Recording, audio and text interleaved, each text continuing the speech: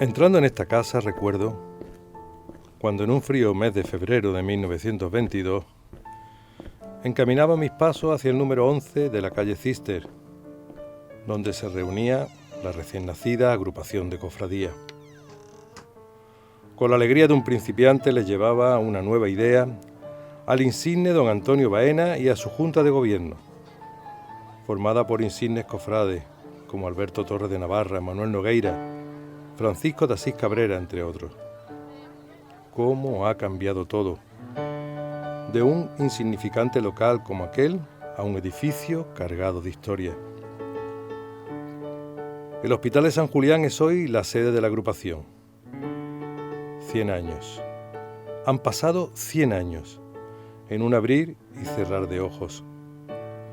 ¿Quién me iba a decir a mí, cuando vine al mundo en el lejano año de 1896, en un pequeñito pueblo de la Alpujarra granadina, que yo pasaría la historia de esta ciudad al convertirme en el fundador y creador de la revista La Saeta?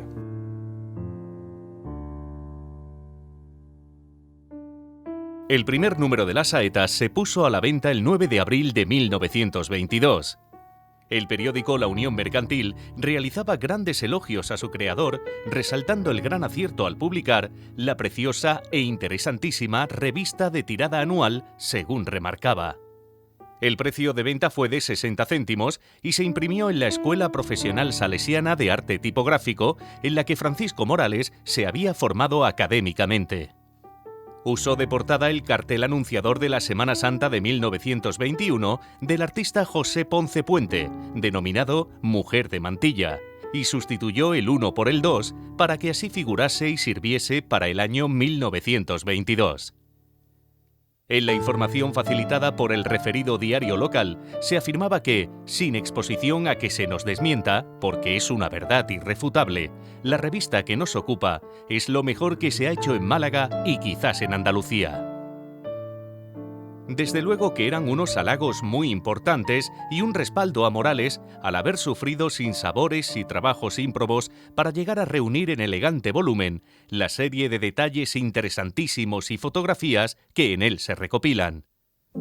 En la revista encontrarían los lectores historiales de todas las cofradías participantes en los desfiles procesionales, la constitución formal de ellas, fotografías de las imágenes titulares en sus tronos, las reformas introducidas para ese año, los itinerarios, los cultos de Semana Santa y, finalmente, una notable sección literaria con artículos documentados sobre Cristo, de personajes de la Pasión, saetas y otros trabajos divulgativos que avalaban extraordinariamente los méritos de la publicación.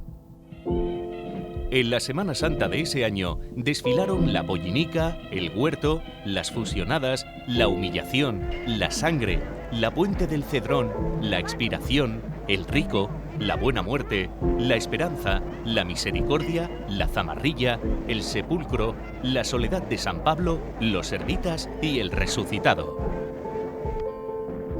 Entre los años 1923 a 1931 fueron aumentando el número de hermandades que solicitaron su ingreso en la agrupación, lo que fue recogido puntualmente por las sucesivas ediciones de la revista que seguía dirigida por su fundador, más conocido en el mundillo cofrade y editorial como Paco Morales.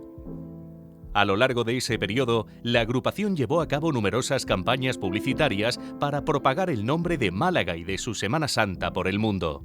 La revista La Saeta se convertía así en un importante vehículo de información y divulgación. La Unión Mercantil en 1926 anunciaba a todo bombo en sus páginas: Malagueños, forasteros, si queréis adquirir un libro que contiene todos los detalles de nuestra hermosa Semana Santa y único que contenga el álbum completo de imágenes, comprad La Saeta en papelerías y puestos de periódicos al precio de 1 peseta. Fueron la última etapa ya de la crisis de la Restauración desde el punto de vista político. Los partidos del turno, el liberal y el conservador, carecen ya de líderes carismáticos, están totalmente fraccionados y los gobiernos se suceden continuamente sin dar solución a ninguno de los graves problemas que afronta el país. Y Málaga en aquellos momentos pues vive, igual que el resto de España, una situación económica también crítica, que de alguna manera la creación de la agrupación de cofradías viene un poco a responder a esto. En esos primeros años 20, cuando se crea la agrupación, el 21, y se crea luego la revista La Saeta en 1922, la crisis política a la que me he referido, los cambios continuos de gobierno, la inoperancia del sistema, pues hace que aquellos planes simplemente se queden sobre el papel de momento hasta que sobrevenga en septiembre de 1923 la dictadura del general Primo de Rivera. He reflexionado sobre las circunstancias en las que Morales funda la revista La Saeta. Y esa fundación no es algo único o esporádico, sino que de alguna manera continúa una línea de actuación de la prensa gráfica que arranca a finales del siglo XIX, cuando los adelantos en la técnica de la fotografía y los adelantos también en la técnica de impresión, lo que es las artes gráficas, pues permiten que la gran novedad sea la imagen dentro de las publicaciones. Y Málaga, en esa corriente de renovación de la prensa y de la creación de la prensa gráfica como la entendemos hoy en día, no queda ajena, porque va a asistir en 1909 a la creación de la Unión Ilustrada. Entonces, en ese contexto, cuando se crea la agrupación de cofradías, pues Francisco Morales decide hacer una revista gráfica con una periodicidad anual dedicada al mundo de las cofradías y especialmente con un aparato, digamos, de fotografía interno muy importante. Terminaban los llamados felices años 20 con un empeoramiento de la situación política y social en la sociedad española en general y malagueña en particular. En principio, no afectó a los desfiles procesionales ni a la publicación. Sin embargo, pasada la Semana Santa de 1931 y con la proclamación de la Segunda República, el ambiente se enrareció y desembocó en las aciagas jornadas del 11 y 12 de mayo de ese año, en lo que había venido en denominarse la quema de conventos, perdiéndose para siempre la mayoría del patrimonio atesorado durante siglos por las hermandades y cofradías. La tendencia claramente irreligiosa se mantendría, con más o menos variantes, durante toda la República. Tras estos tristes sucesos, el presidente Antonio Baena quedó anímicamente tocado y ante esta circunstancia, Enrique Navarro asumió accidentalmente la presidencia. Para el regreso de los desfiles procesionales, la agrupación de cofradías exigió que lo deseara y manifestara mayoritariamente la ciudadanía malagueña, como así sucedió. La vuelta al procesionismo se produjo en 1935 con las salidas de la Pollinica, la Cena, las Fusionadas, el Rico, la Expiración, la Zamarrilla, el Amor, el Sepulcro y el Resucitado. Con ello, volvía a editarse puntual y fiel La Saeta. La portada para ese ejemplar era la misma que la de 1931, es decir, una mujer ataviada con mantilla, del pintor Luis Ramos Rosa. En el editorial de este ejemplar titulado Obligado Preámbulo, me expresé rotundo y categórico, como realmente me sentía. Sucesos luctuosos de todos conocidos ocurridos los días 11 y 12 de mayo de 1931 fueron obligada causa para que las incomparables fiestas de Semana Santa dejaran de celebrarse en años sucesivos. Pues la perversidad de unos desalmados sin conciencia, no malagueños, porque ningún hijo de Málaga puede ultrajar su nombre y timbres más preclaros, en furia satánica destruyeron el tesoro sagrado y artístico de nuestra iglesia. Y con él, las más valiosas esculturas que dieran nombre y fama a los incomparables desfiles procesionales malagueños. Reconozco hoy que no tenía ningún sentido la aparición de la revista sin la celebración de las suntuosas procesiones de Semana Santa. El resultado de las elecciones generales del 16 de febrero de 1936, favorable al Frente Popular, originó que en reuniones celebradas por el Comité Ejecutivo de la Agrupación de Cofradías, presididas por el notable Enrique Navarro, se acordase suspender las procesiones de Semana Santa ante el clima de inseguridad política y social reinante que fue acrecentándose y terminó, por desgracia, desembocando en un levantamiento militar el 18 de julio, que dio paso al inicio de la Guerra Civil. Los cofrades despertábamos de un mal sueño en aquel año de 1937. Me viene a la memoria la reunión que el 21 de febrero en el Café de París mantuve con mi amigo Enrique Navarro y donde llamó a constituir de nuevo el Comité Ejecutivo de la Agrupación de Cofradías. Se había salvado la bandera de la corporación y poco más, pero seguíamos vivos y con la ilusión de retomar nuestra actividad, gracias a la fuerza que nos transmitía el obispo Balbino Santos y sobre todo nuestro querido y admirado presidente Enrique. La Semana Santa de ese año resurgía con dos actos de culto externo: la procesión de la Virgen de los Servitas y el Vía Crucis al Monte Calvario. A partir de entonces, la Semana Mayor se fue recomponiendo hasta encajar todas sus piezas, recuperándose los tradicionales desfiles procesionales y la adhesión de nuevas hermandades a la agrupación de cofradías. Mientras esta vorágine de acontecimientos se sucedía, la saeta no conseguía reponerse. Las dificultades económicas por las que atravesaban la ciudad, la agrupación y el fundador imposibilitaba su impresión. La guerra civil en Málaga, que dura desde julio del 36 a febrero del 37, pues afectó de la manera que lo poco que se había salvado de los sucesos de mayo del 31 terminó por caer. Y no solamente las pérdidas materiales como enseres, tronos, imágenes de titulares, sino que sufrieron las pérdidas personales. Muchos de los cofrades cayeron, empezando por el presidente de la agrupación, don Antonio Baena, que fue asesinado en agosto del 36. La agrupación empieza a movilizarse inmediatamente después que termina la contienda civil.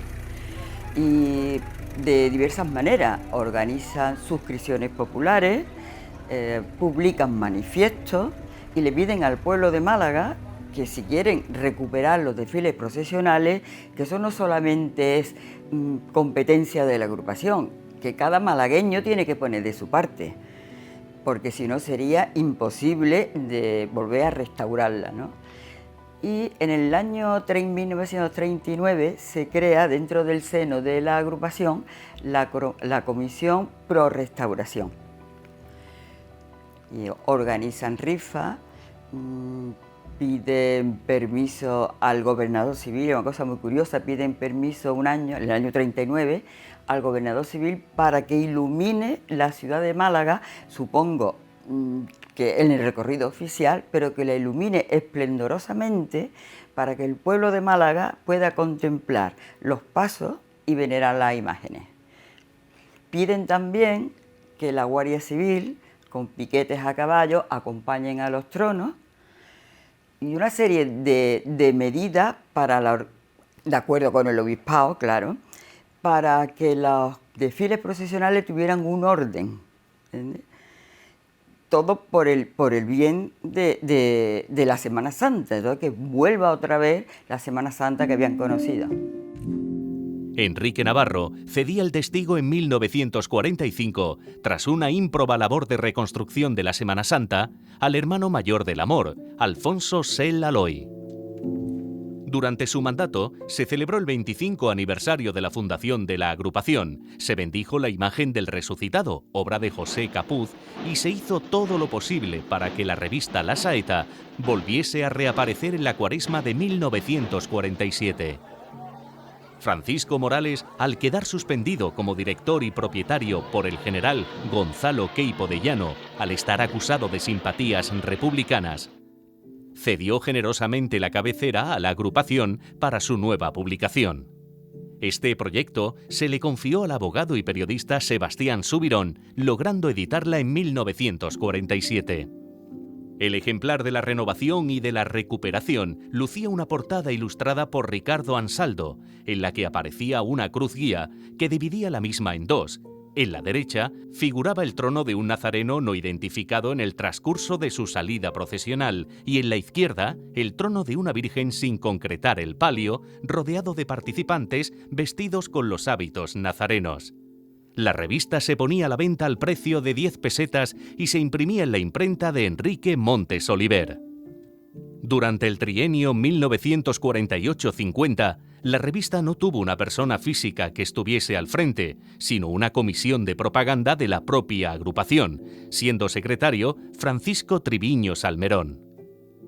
Se contó con la colaboración fotográfica de conocidos maestros de la cámara como Olivia Marra López, Arenas, Casamayor, Molina, Pérez Bermúdez, Zubillaga y Pellín. Un dato que llama poderosamente la atención era que Francisco Morales se encargaba de la publicidad y de su confección. Para la portada de 1950 se eligió la imagen de Santa María de la Victoria, formando parte de una composición en la que aparecía enmarcada por la fachada principal de la catedral. Era la primera vez que la patrona aparecía en un lugar tan preeminente de este órgano de información. Bajo la presidencia de José Álvarez Gómez, se designó al periodista y publicista Antonio Bueno Muñoz para la coordinación de las ediciones de los años 1951 y 1952, siendo muy original el formato elegido para esta última revista. Por fin, después de 6 interminables años, 6 años de una larga travesía, vuelvo a recuperar mi revista. Mis disponibilidades económicas no me permitieron, una vez liberada Málaga, editar La Saeta. Y en el año 1947, el entonces presidente de la agrupación, don Alfonso Celia Loy, para conmemorar la boda de plata de la entidad, me solicitó el título de la revista. Admito, sin ningún tapujo, que accedí gustoso a ceder el título de La Saeta a la agrupación de cofradías exclusivamente. Cesión que perdurará siempre que sea la entidad quien a sus expensas y beneficios la edite directamente, pues caso contrario, como en el presente año, vuelvo a sentir la gran satisfacción de poder ofrecer a propios y extraños mi revista La Saeta, guía de la Semana Santa, que viera la luz pública en los inolvidables días del encantador resurgir de la Semana de Pasión. Fiel al estilo Morales, en la cabecera de La Saeta hacía constar que era la Revista Guía Anual de la Semana Santa malagueña, editada por su propietario fundador, y la fecha de venta o de impresión, Málaga, 29 de marzo de 1953. 2 años después, la agrupación de cofradías, presidida nominalmente por José Álvarez Gómez, aunque quien realmente ejercía como tal era el presidente adjunto, Enrique Navarro, abandonaba la sede de la calle Luis de Velázquez para establecerse en la de Alarcón, Luján. En la década de los 50, el mundo cofrade se encontraba plenamente asentado, al igual que la revista La Saeta, que continuaba apareciendo cada cuaresma. Echando la vista atrás, recuerdo a la revista de 1968, la última que edité. No pude despedirme de mis lectores, cofrades y amigos, y lo siento, me hubiese gustado. Una larga enfermedad me lo impidió. Y entregué mi alma a Dios el 23 de octubre de 1969. El diario Sur plasmó de forma tan sucinta como certera los hitos de mi vida profesional en las siguientes líneas. Un malagueño que destacó en diversas actividades, como fueron en la radio en sus años de juventud, en la publicidad y en el ambiente de la Semana Santa, con la edición de la veterana revista La Saeta. Unos años después de mi muerte, mi revista quedaba, como yo, completamente en silencio. No sé si por olvido o por cualquier otra causa que desconozco, pero la verdad es que no terminaba de arrancar. Eran años difíciles, lo sé, en los que nuestra fiesta religiosa estaba en decadencia. La Semana Santa no sería igual sin que La Saeta pregonara las suntuosas procesiones. A finales de los 60 y principios de los 70 llegó la crisis de los hombres de trono, que no fue resuelta hasta la incorporación de los hermanos en los varales. No obstante, la Cofradía de los Estudiantes fue la punta de lanza para la solución de este problema. Por esas fechas, la agrupación de cofradías cumplía el 50 aniversario fundacional bajo la presidencia de Rafael Salcedo Sánchez, que se vio abocado a presentar su dimisión por el empuje de la juventud y el anquilosamiento de la entidad. Le sucedió en los menesteres agrupacionales José Atencia García, quien gestionó en 1976 la adscripción del complejo monumental de San Julián a la agrupación de cofradías. Los años 60 y 70 efectivamente fueron tiempos de crisis, fueron tiempos complicados para las cofradías en general y para la agrupación en particular. Se superpusieron o se dieron citas varias crisis en una, por decirlo de alguna manera. Por una parte había una evidente crisis generacional. En muchas cofradías los hermanos mayores venían siendo los mismos, en algunas incluso desde antes de la Guerra Civil. Crisis generacional, crisis económica, evidentemente, las crisis de la propia Semana Santa, con un papel muy acusado de las dificultades con los hombres de trono. Una crisis, en el mejor sentido de la palabra, estética o de identidad, que también se podría analizar con más detenimiento. Y después la propia agrupación, con las dificultades para tener una vida intensa agrupacionista, con las dificultades que generaba pues una presidencia, la de Enrique Navarro, a quien todo el mundo consideraba el gran padre, que venía prácticamente desde la época fundacional, pero que él necesitaba otro grupo de apoyo que no encontró en hermanos mayores ya muy veteranos y que no estaban acostumbrados a una acción más ejecutiva. Y la solución vino de parte de la aportación de un grupo de cofrades jóvenes que de manera pujante tenían otras ideas sobre la Semana Santa y sobre cómo llevar el conjunto y la agrupación también, y que poco a poco fueron con muchas dificultades, porque llevó hasta al conflicto, a la contraposición, en tiempos, por ejemplo, de la presidencia de José Salcedo, a ir ganando posiciones en el ambiente cofrade, en el mundo cofrade, y ahí haciendo esa transición que fue una transición junto con la transición política o con la transición sociológica o con la transición propiamente religiosa que vivió España desde un poco antes de la muerte de Franco.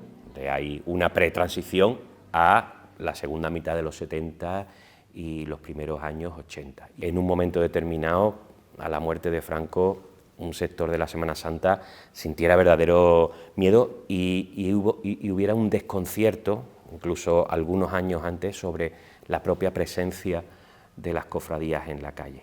Desde 1949 no ingresaba en la entidad ninguna cofradía, siendo la última la del Prendimiento.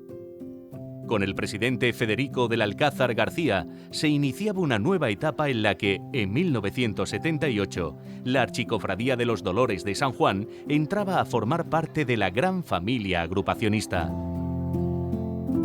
La situación económica por la que se atravesaba era bastante delicada y con la gestión de Carlos Gómez Raggio se sanearon las cuentas. Francisco Hermoso Bermúdez inició la rehabilitación del histórico edificio que fuera casa de la Hermandad de la Santa Caridad para convertirlo en sede de la agrupación.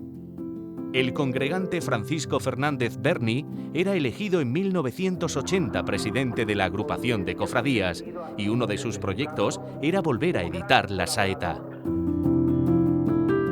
En el año 81 se planteó la posibilidad de hacer una publicación de la propia agrupación. Conté con la colaboración de Agustín Clavijo. Yo en principio lo que quería es hacer una especie de boletín, que su publicación fuera no una vez al año, sino que fuera trimestral por lo menos. Agustín me dijo, mira Paco, porque yo le dije, mire, yo quiero aquí esto hacer una cosa empresarial, ¿eh? Yo no voy a meter a la agrupación en una cosa que después no sepamos nosotros, ni llevarla a cabo, ni todo lo que supone producir esta revista. Y me recomendó a Paco García. Entonces yo llamé a Paco García, me cité con él en la agrupación de cofradías y le pedí que me hiciera un proyecto. Eran las épocas, los años de las nuevas cofradías, de las ganas de revisarnos, y en ese sentir, pues yo que estaba recién terminada la carrera y que ya había hecho alguna que otra experiencia en alguna que otra radio, en Radio Juventud y en COPE, pues llamado por el presidente de entonces, Paco Fernández Berni, nos dijo a mí y a un grupo de amigos, ahora lo diré, que por qué no recuperábamos una publicación, un boletín, que ya estaba de antaño en la hemeroteca o en la bibliografía de la agrupación de cofradías. Con la revista, pues casualmente tuve la oportunidad de enseñársela a un periodista de Málaga muy conocido, muy cofrade, Paco Javier Bueno. Pues cuando le enseñé el proyecto, me dice, oye, ¿y por qué? ¿Por qué no recuperamos las saetas? Pues Paco Javier Bueno. Digo, ¿qué me dices? Dice, sí. Creo recordar que debe haber en las actas de la agrupación de cofradías un acta en donde el anterior director y propietario de la revista dejaba establecido que si algún día, por alguna circunstancia, se volvía a editar la revista, que los derechos se los cedía a la agrupación de cofradías. Y claro, pues la idea me pareció estupenda, pero claro, había otros aspectos que tener en cuenta. Aunque eso estaba así, pero existían todavía los familiares de la familia Morales. Y nosotros como agrupación de cofradías teníamos que tratar el tema con ellos con total delicadeza y además dándole a Morales pues el sitio que tenía que ocupar en esta nueva situación de volver a sacar la revista.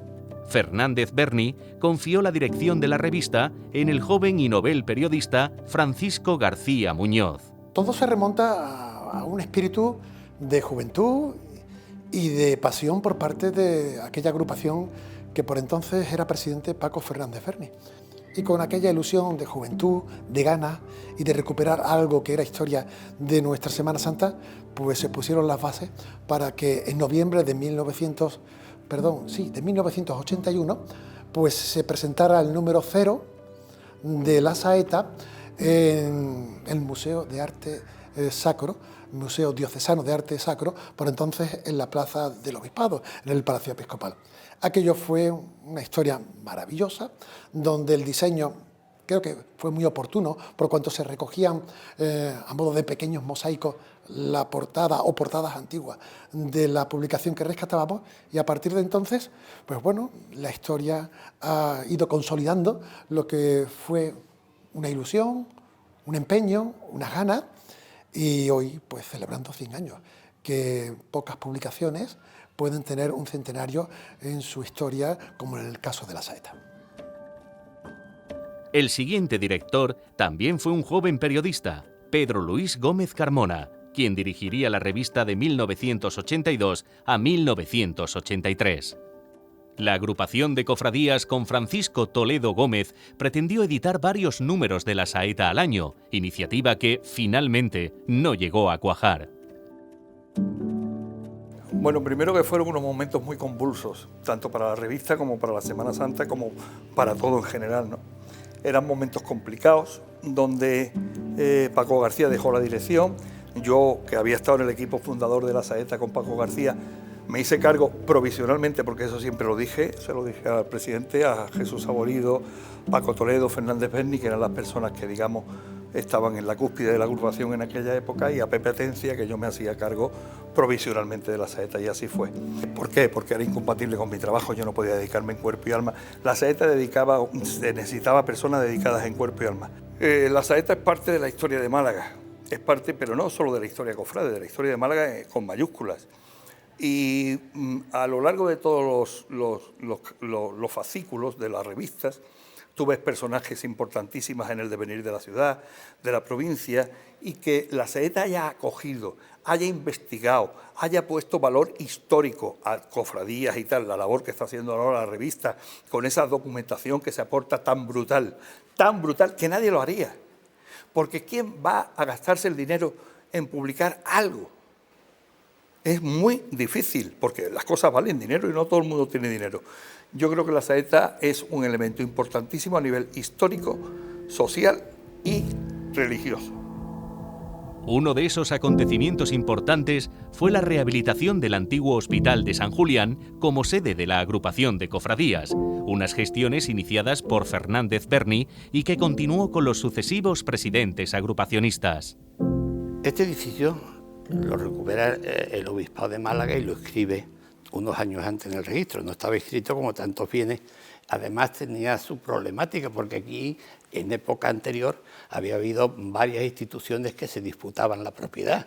Pues el Obispado pensaba haber hecho aquí el Museo Diocesano y crea una comisión a la que pertenece el presidente de la agrupación de cofradías, que era Pepe Atencia. Y entonces, ¿qué ocurre? Pues ocurre que el señor obispo le dice a Pepe Atencia que si lo quiere para la agrupación, y Pepe Atencia se lo acepta con mucha habilidad, y de esto a cambio de 2 millones de pesetas. Empezamos a trabajar con mi profesión me ayudó bastante y en fin, y conseguimos elaborar un proyecto y se tramitó y vino aprobado. Pero bien, la verdad es que salió adelante. Llevábamos ya varios años en San Julián. Incluso habíamos tenido el traslado del Cristo resucitado de la Iglesia de los Mártires aquí a San Julián. Ya se había construido, nosotros cuando entramos en mi Junta de Gobierno, el retablo no existía retablo, o sea, tiene una pared enlucida y pintada en blanco, ¿no? Luego ya se fabricó ese retablo, que por cierto se construyó en Sevilla. Como acto importante fue la visita en la celebración del obispo. Asistieron todas las autoridades de Málaga, yo creo que no faltó ninguna, a la invitación de la agrupación de cofradías, y estuvo un acto bastante brillante y bastante emotivo. Digo emotivo porque yo me emocioné bastante aquel día con la bendición de San Julián. Un año más tarde, y durante el mandato de Francisco Toledo, se alcanzó otro de los acuerdos importantes para la Semana Santa malagueña, como fue la apertura de las puertas de la catedral para que las cofradías pudieran realizar estación de penitencia en el primer templo de la ciudad. Era deán de la catedral don Manuel Díez de los Ríos cuando empezamos las primeras conversaciones a hablar con él y los deseos que tenían las hermandades de poder hacer estación de penitencia en la catedral. Entonces él se negaba, no veía aquello posible en la catedral de Málaga y se negaba, y las hermandades no estaban. Luego lo que pasó fue que en una misa de acción de gracias, ya aquí en esta sede de la agrupación de cofradías, cuando terminamos la misa de acción de gracias, quizás fueran en el 84 o 85, pues acompañando al obispo a Palacio, a su casa, como era costumbre cuando terminaba la misa, en esta ocasión iba acompañado por don Francisco Rubio Sopesen, pues me preguntó así a bote pronto: Toledo, ¿cree usted que es bueno para la Semana Santa de Málaga, de verdad, que entren las hermandades en la catedral? Y yo le dije, yo creo que es bueno, muy bueno, pero es que encima es un momento de recogimiento que van a tener las cofradías en el primer templo de la diócesis, y creo que va a ser muy positivo para la Semana Santa en general, para todos. Yo creo que desde ese momento don Ramón Busarraiz dijo que sí. Francisco Toledo nombró director a Rafael Salcedo Sánchez, quien estuvo al frente del órgano de información entre 1984 y 1988. Poco a poco la revista comenzaba a consolidarse en el mundo editorial. Carlos Rueda Casola dirigiría la revista en 1990 y Jesús Castellanos Guerrero le sucedería para la de 1991. Castellanos tuvo que afrontar cuestiones vitales como delimitar las funciones del editor que correspondían a la agrupación y las del impresor a Gráficas Salcedo. Creó un consejo de redacción formado por destacados y conocidos cofrades y cambió los textos informativos dándole una mayor frescura con la colaboración de periodistas e historiadores, eligiendo como presentador de ese año al profesor titular de Historia Antigua, Rafael Chenol Alfaro. Una vez concluido el mandato de Toledo, le sucedió Jesús Saborido Sánchez. El que fuera hermano mayor de la Pollinica confió en el historiador Federico Fernández Basurte la dirección de la revista, manteniendo un consejo de redacción al que incorporó fotógrafos y colaboradores literarios. Fue una apuesta un poco radical por cambiar lo que había sido la recuperación de la saeta, que se había hecho primero en un cuadernillo, después se había optado por un formato pequeño, y en mi cabeza, cuando Jesús Saborido me lanza el reto de hacerme cargo de la saeta, además de manera para mí totalmente inesperada, estaba la saeta de Sebastián Subirón de 1947. Ese formato grande, el uso de la fotografía, la calidad de los textos.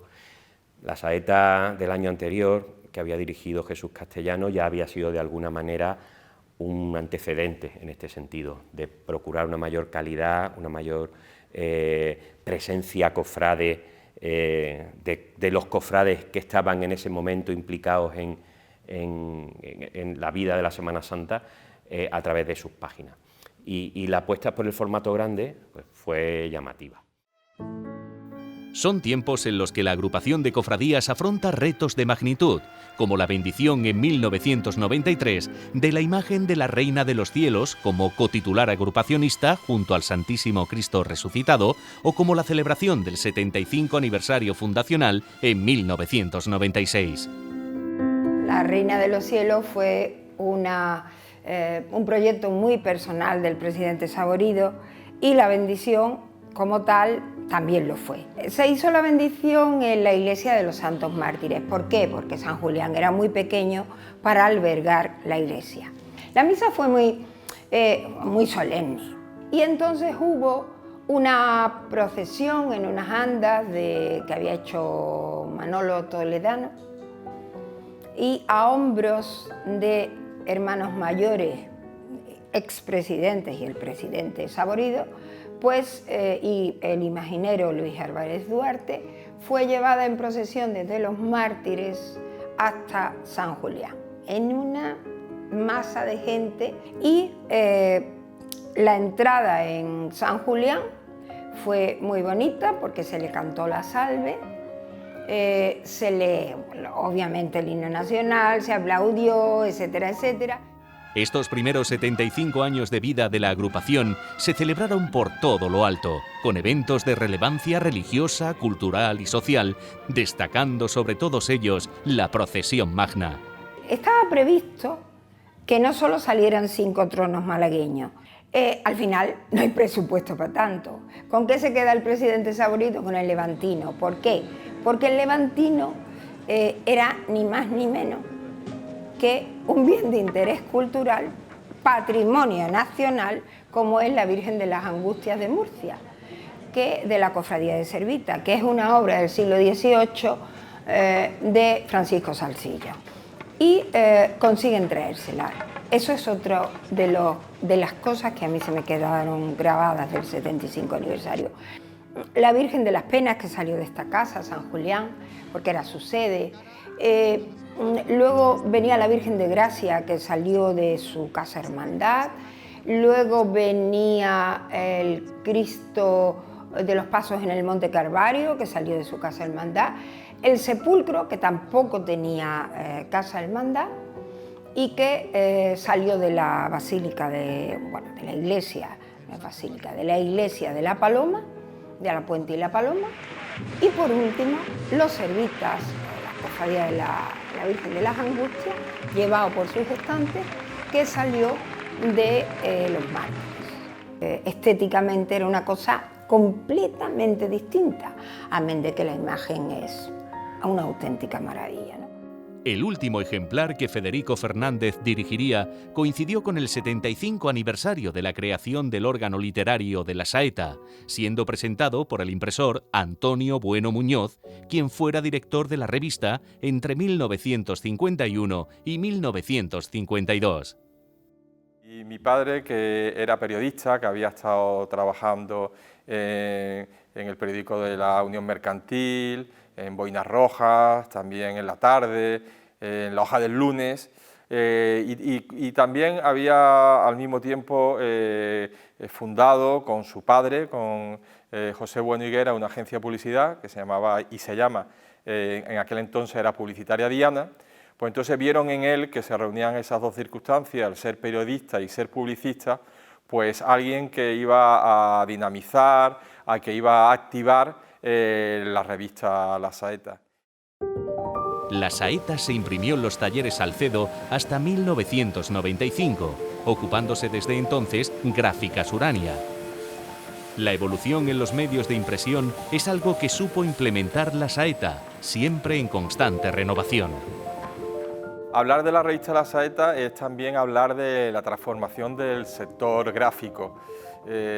Hasta los años 50 o 70 la impresión era tipográfica, es decir, era heredera, digamos, de la imprenta que fundó Gutenberg hace cinco siglos antes, y entonces hasta el año 70 podemos afirmar que el estilo de la revista desde el punto de vista gráfico es de una impresión sencilla, manual, donde domina la tipografía, donde la composición de los textos es manual, pero en los años 70 aparece en primer lugar la fotocomposición, que hace que ya con la introducción del ordenador se haga una producción de los textos mucho más rápido y de mayor calidad, y también a continuación en el año 70 con la aparición de la impresión offset pues se consigue que ya la revista pues incorpore el color, incorpore imágenes y sea una revista visualmente mucho más atractiva de la que fue antes de esta época. Clemente Solo de Zaldívar fue elegido presidente en el verano de 1997 y con él llegaba a la dirección de la revista Andrés Camino. La Saeta de Cuaresma estaba ya plenamente asentada, por lo que se propuso una publicación más al año que diese salida a la cantidad de información y a los numerosos estudios de investigación que llegaban a la redacción y no tenían cabida suficiente en la edición cuaresmal.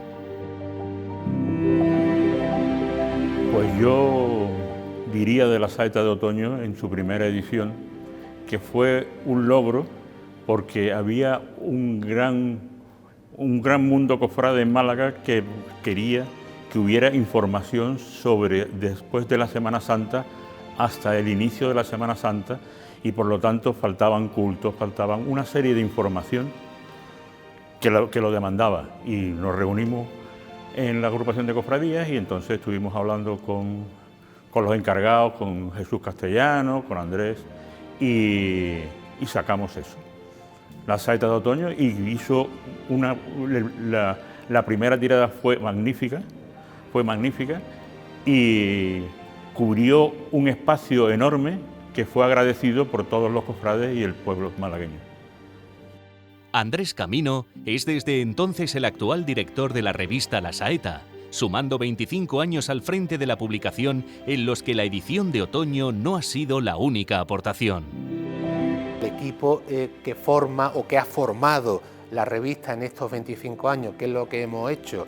Bueno, pues hemos puesto una nueva publicación en la calle, La Saeta de Otoño, que fue en el año 1999, hemos puesto una segunda publicación en la calle, que es La Saeta de Primavera, en el año 2016, hemos tenido, se han producido cambios importantes del papel, que antes manejábamos con la fotografía, a lo digital, hemos creado una colección de libros cofrades, La Saeta, a propuesta del desaparecido Jesús Castellano. Este año cumplimos el número 25 y con motivo del centenario de la agrupación de la revista La Saeta hemos puesto en marcha una nueva colección, en este caso dedicada a Jesús Castellano. Hemos dotado a la revista de cultura a través de la investigación, a través de las exposiciones, a través de esa colección de libros, de esas 2 colecciones de libros. Hemos también apostado por publicitar o por patrocinar catálogos de exposiciones que se han celebrado en San Julián y eso hay que tenerlo en cuenta. Durante la presidencia de Clemente Solo de Zaldívar se celebró el Vía Crucis jubilar del año 2000, uno de los acontecimientos cofrades más destacados del recién estrenado siglo XXI. Nos planteamos que tenía que ser algo importante, porque era el inicio del año 2000 y entonces teníamos un proyecto que fuera para todo el pueblo y después una acción social importante que fue la construcción de una iglesia para un barrio exterior que tenía necesidad de ello.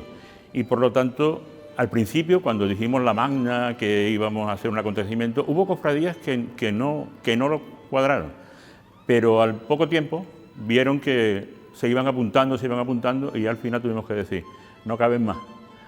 Y así hubo número clauso.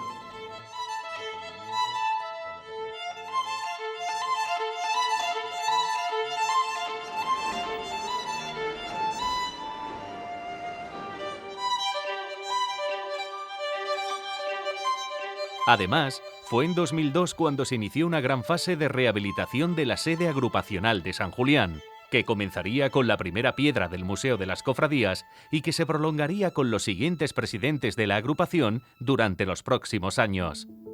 Bueno, sí, fue una piedra simbólica, puesto que el edificio estaba hecho, se presentó para unas subvenciones tanto en el Ayuntamiento como en la Junta de Andalucía y se aprobó.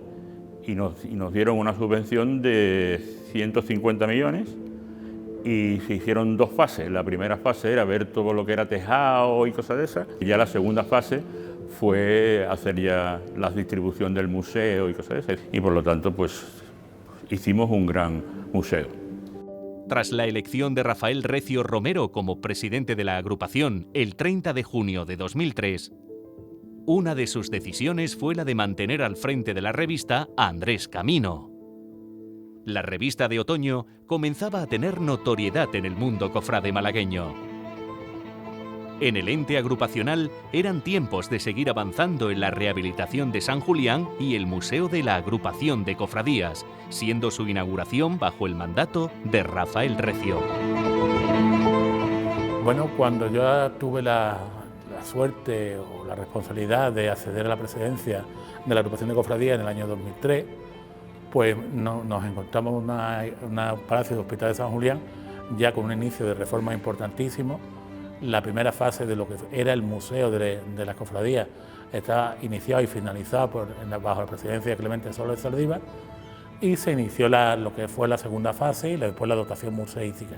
Y la tercera fase, lo que era la dotación museística, al cargo del inolvidable Jesús Castellano, que es alma mater no solamente del museo, sino del propio Palacio San Julián, ¿no?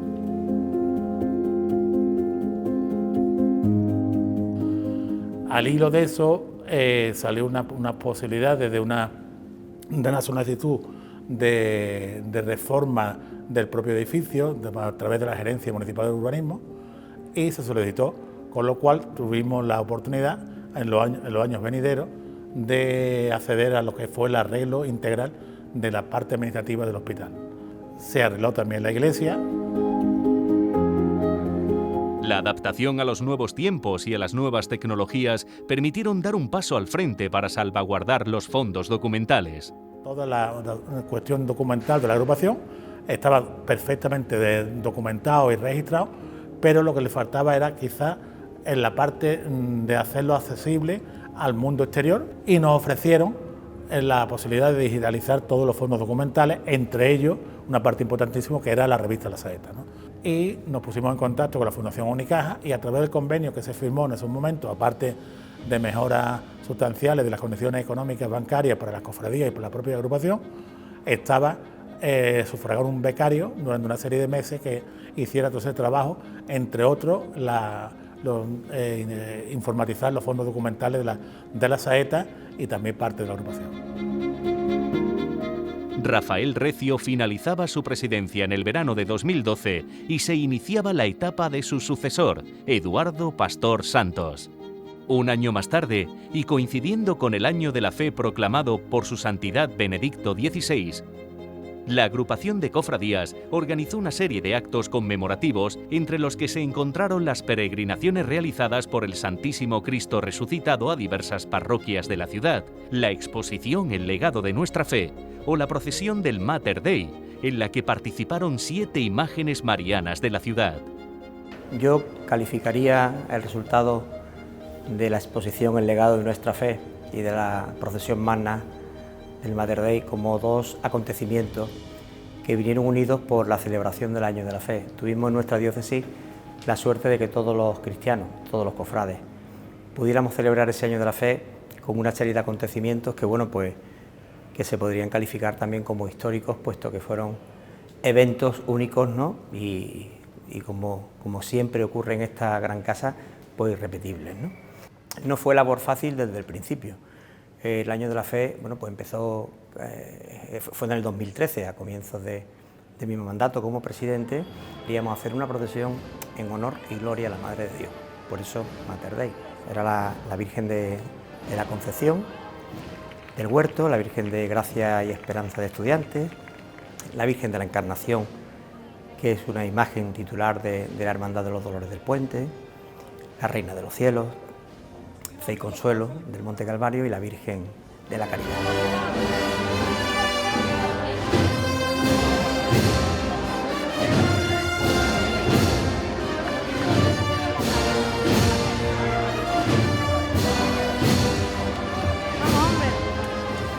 Y que yo me quedaría con un momento único que fue cuando la Reina de los Cielos subió en la Plaza del Obispo, simplemente cantada por todo el hombre de trono a los sones del Dios te salve.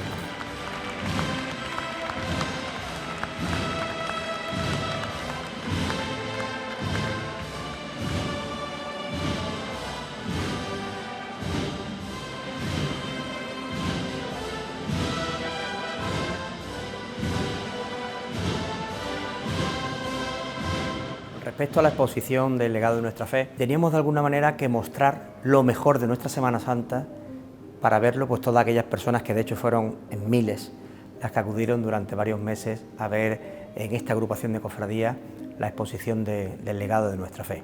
Está claro que cuando hay un equipo y se trabaja y hay ilusión y habiendo pocos recursos, los cofrades conseguimos sacar adelante cosas muy bonitas. Al ya inaugurado Museo de las Cofradías, Pastor le dio el nombre de uno de sus principales valedores, el cofrade Jesús Castellanos, a la vez que continuó con la rehabilitación de la sede agrupacional. Se le dio al Museo de las Cofradías la denominación de Museo de la Semana Santa de Málaga, Jesús Castellanos,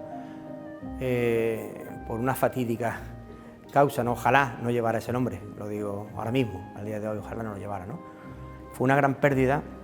Y está claro que este museo en el que él puso tanto empeño y que, bueno, a mí me tocó también la suerte con la época de Pispo de estar en la inauguración, de estar en los momentos finales en que preparábamos todas las cosas y abrirlo, pues tenía que llevar su nombre. Tenía que llevar su nombre y tenía que estar ese nombre de Jesús Castellano presente en este patio de la agrupación de cofradías para que no lo olvidemos nunca.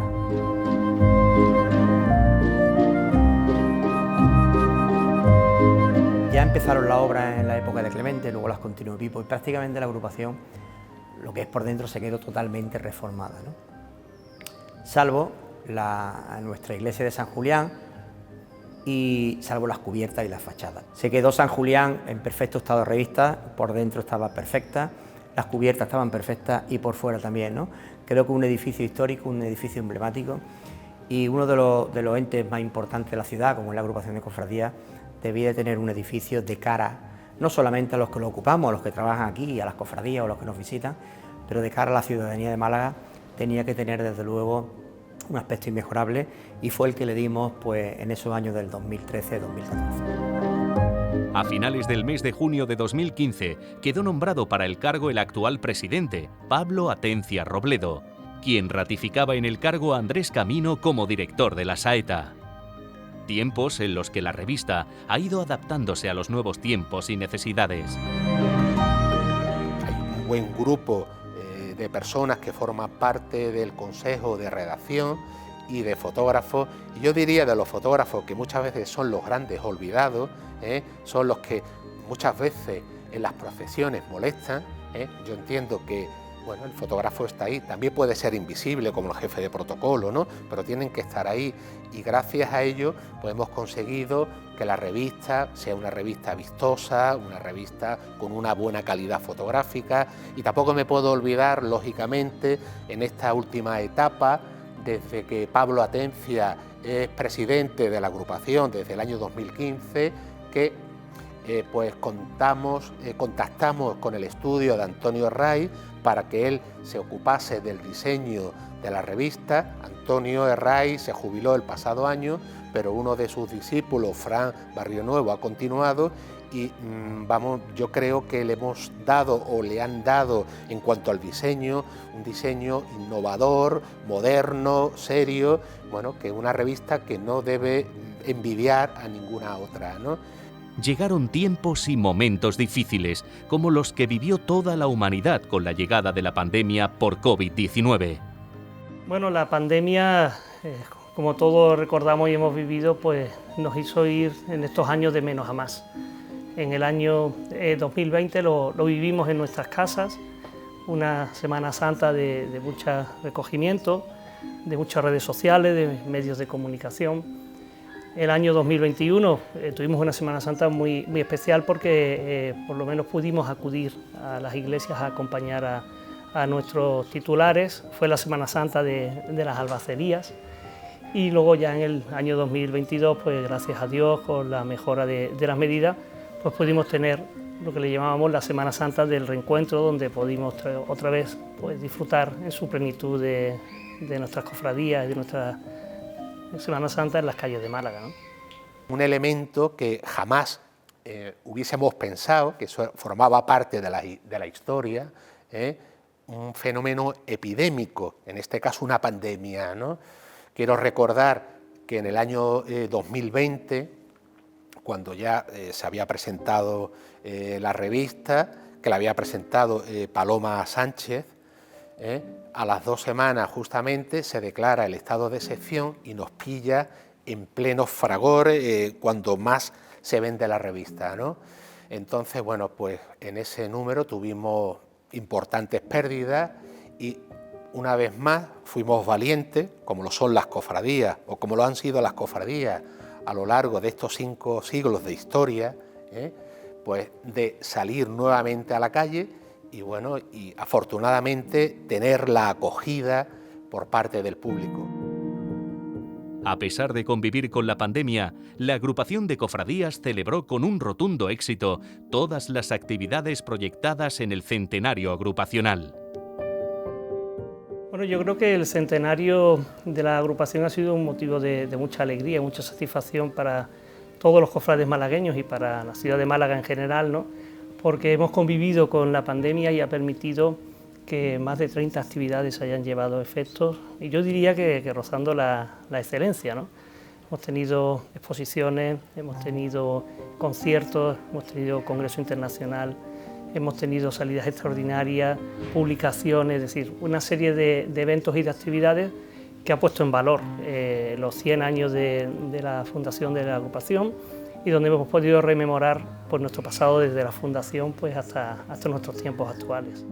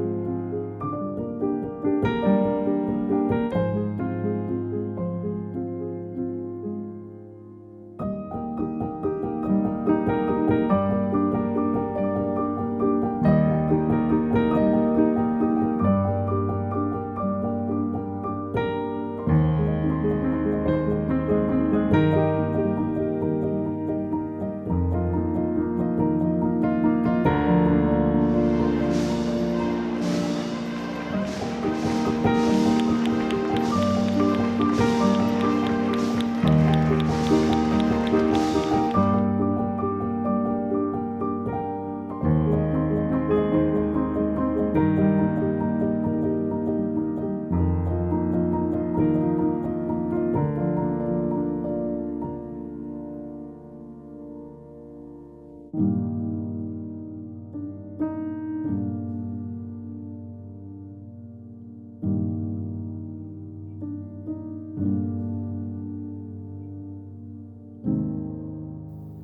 de las principales novedades que ha instaurado Atencia en su mandato ha sido un recorrido oficial vigente desde 2019. Bueno, nos ha permitido pues descubrir nuevos espacios como la segunda puerta de la catedral, donde pueden acceder las cofradías, que era una reclamación histórica, y luego también destacar la posibilidad de que muchos más cofrades pues puedan disfrutar del recorrido oficial.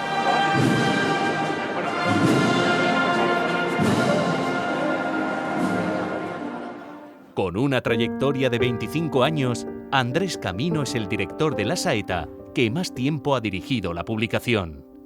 El agradecimiento a los 4 presidentes con los que he mantenido pues relaciones a través de la revista La Saeta: Clemente Solo de Saldívar, Rafael Recio, Eduardo Pastor y Pablo Atencia, quienes en todo momento pues han arrimado el hombro y me han ayudado en todo lo que yo he ido necesitando.